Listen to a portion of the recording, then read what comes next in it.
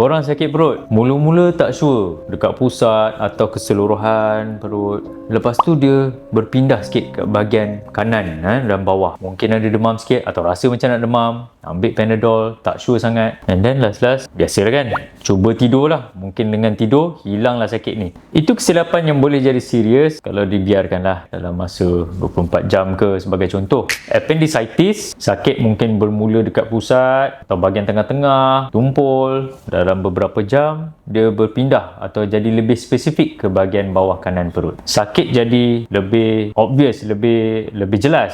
Bertambah teruk lagi kalau ada pergerakan ke, batuk atau naik kereta tu, naik bumper sikit, rasa lagi sakit, tambah dengan loya, hilang selera makan, and mungkin ada demam ringan. Itulah antara signal-signalnya. Yang menakutkan, appendix yang dah inflame boleh pecah dalam masa 24 hingga 72 jam. Bila dah pecah, infection pula bocor ke seluruh bahagian perut ni. Perkara ni boleh menjadi bahaya. Pesakit boleh terlantar di hospital. Kalau buang awal sebelum pecah ke, menerusi pembedahan keyhole, masa pemulihan dapat dipendekkan. Sakit perut yang berpindah dari pusat ke bahagian kanan bawah dengan demam tu bukannya berertinya masuk angin. Bukan juga sebab korang terlebih makan ke. Walaupun saya tahu kita semua suka makan macam-macam Malaysia ni kan.